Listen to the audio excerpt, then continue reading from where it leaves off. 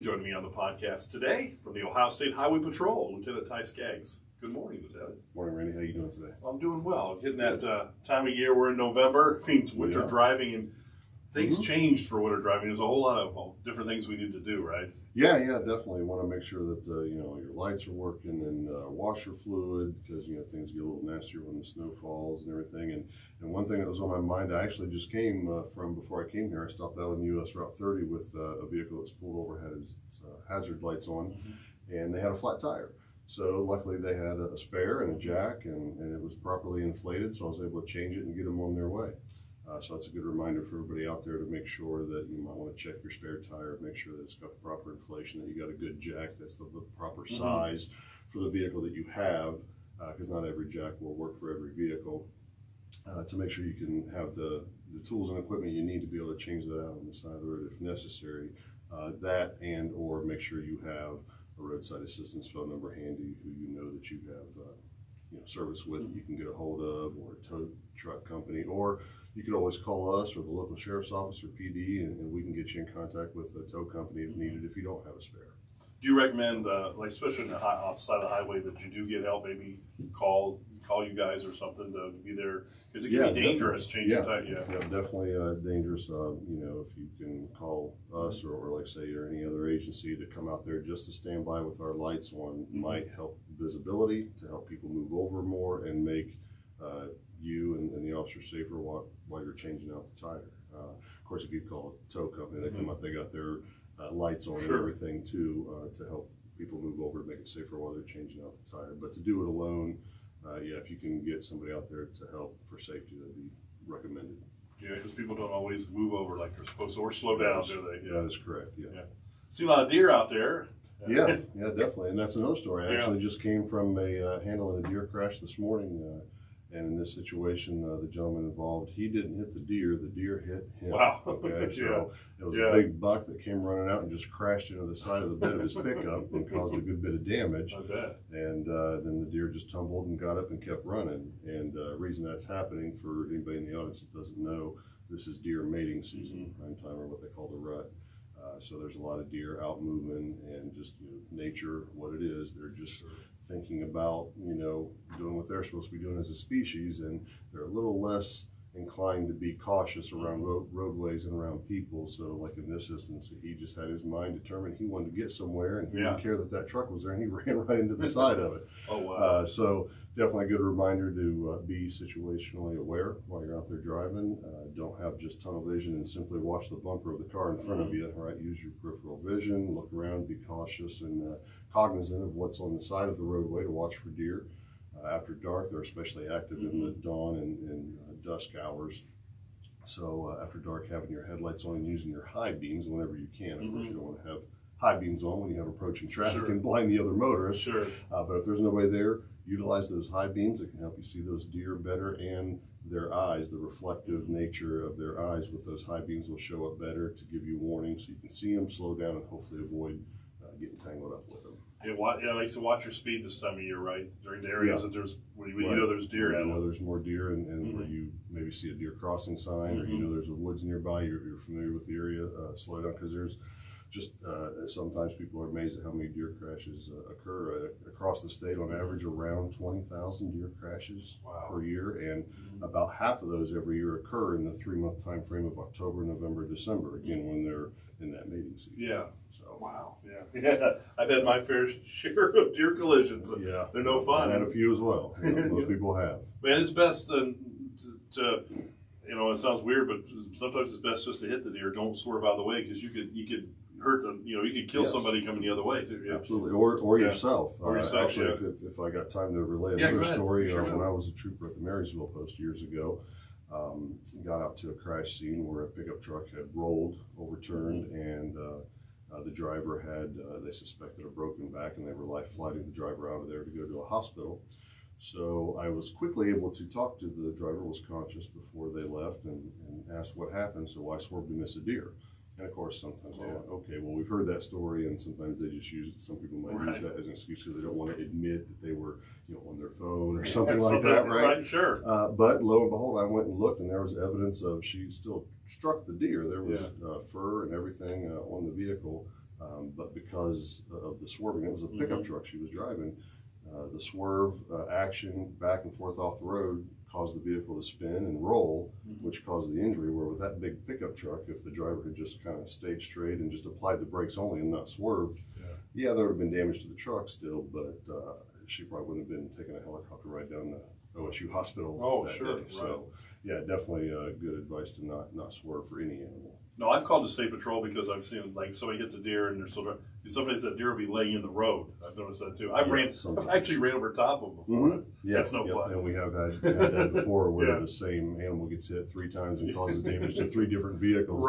Before we're able to get out there and safely remove the carcass from the roadway. Right. Yeah. So if you see that, call it in. Right. Yeah. Even if you think somebody else may have already called it in, still call it in. Right. If it looks like it's a road hazard, any kind of road hazard, whether it's an animal, a large animal carcass like that, or maybe a vehicle hauling some equipment, lost something, there's something big out there that maybe you were able to see it move out of the way, but somebody else might not see it, especially if it gets dark. Definitely contact us so we can go out there and get it removed from the roadway.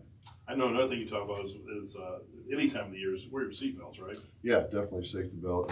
November is national, you always hear about the Click It Ticket campaign. So November every year is a big nationwide effort to bring awareness, to get everyone to buckle up, especially, again, we talked about leading into the winter driving seasons.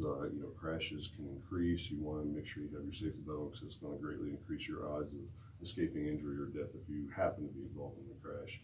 And what a lot of people need to remember is even if you drive perfectly, not everybody else does. And they might run a stop sign or go left to center and get you involved in the crash, and you can't always avoid that. It happens in a split second. So always wear your safety belt, regardless of how safe of a driver you feel or know that you are. What are some of the excuses you hear why people don't wear their safety belt? Sometimes people say it's uncomfortable. So the way to mitigate that, they do sell some these pads that can go around the shoulder strap to make it so that that edge of that safety belt doesn't cut into your neck as much. So that's a suggestion that you could use there.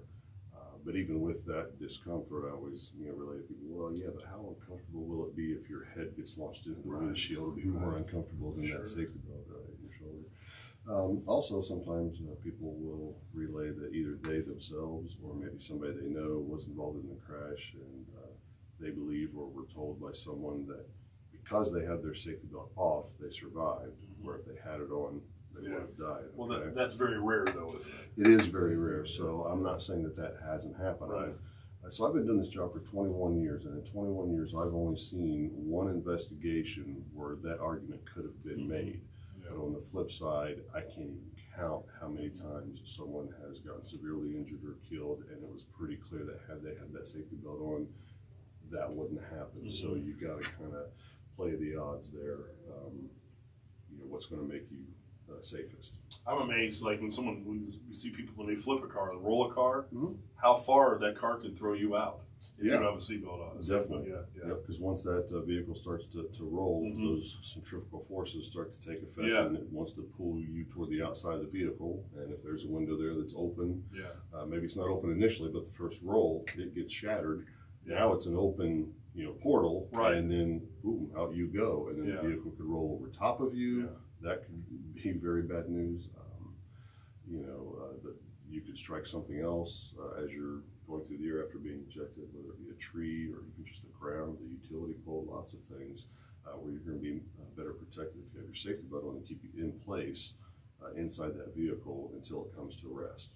Real quick, another thing I know, we'll talk about winter driving, your tires too. I don't know if we covered that. Make sure your tires have the correct tread, right? Yeah, correct tread, correct tire pressure. All of that is going to help. If your tire tread is getting low, most vehicles now will have what they call the wear bars on there. Just a little, if you feel inside your tread, there'll be a little niche of rubber going across there. And once the rest of the outer tread gets down close to that, you're getting thin. Or of course, the old penny trick, sticking it in there, and if it touches Abraham Lincoln's head, then you don't have enough.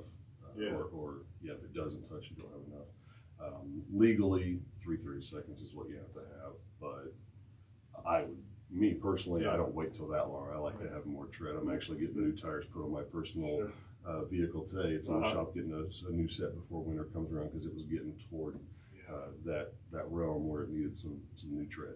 That can make a big difference, can't it? In Yeah, winter driving in snow. Yep, Yeah. to help you maintain traction, especially when the snow gets on the ground. Maybe not even just while you're driving, but just to get started. Yeah. You might come to a stop, and Sure. if you don't have enough tread on there, you try to go, even if you're not getting on the gas hard, Right. it'll just spin and spin. Right. But if you have your good tread on there, that'll help you get started better, and less likely you're going to get stuck and need somebody to push you out. No, most definitely, most definitely.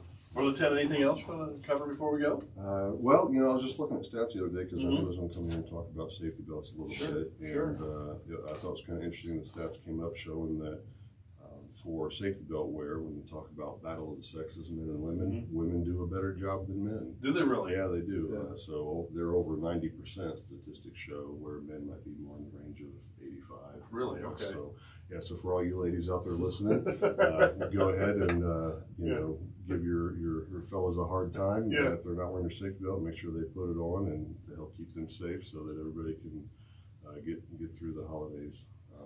It's automatic for me. As soon as I get it, the first thing I do is buckle. I mean, it's just always been that way. So, and that's what will happen. It's automatic. And it becomes a habit. And some people stop if they don't have their safety belt. And they're like, I just don't have the habit. It's not that they don't believe it could help save their lives. They just haven't developed that habit for whatever reason. So I'm like, well, you maybe post a little note on your steering wheel or your dashboard, something to remind you that you see it when you get in there, until that becomes a habit. And maybe after about a month, then you can remove that sign, because now you got that habit built in, and it won't be a problem. Again, to make sure we get through the holidays safely. And speaking of the holidays, this is often statistically and traditionally a time of year where we start seeing an increase of crashes involving impaired drivers. Coming toward Thanksgiving, Christmas, and New Year's holiday especially, people sometimes will drink and drive, and that's something we want to obviously discourage people from doing. Way too many lives lost every year for that. It's not a problem to go out and have a good time. You just got to make sure that you have either a designated driver, or use a ride service, or be where you're going to be for the night, so you don't have to go anywhere, and take those necessary steps to make sure you and your family and your friends stay safe, so nobody has to suffer through any tragedies like that, especially this time of year. All right. Well, thank you so much for Certainly. coming in. So Thank you for having me. Be careful out there, right? Yeah, will do. Thank you. Thank you. Appreciate it.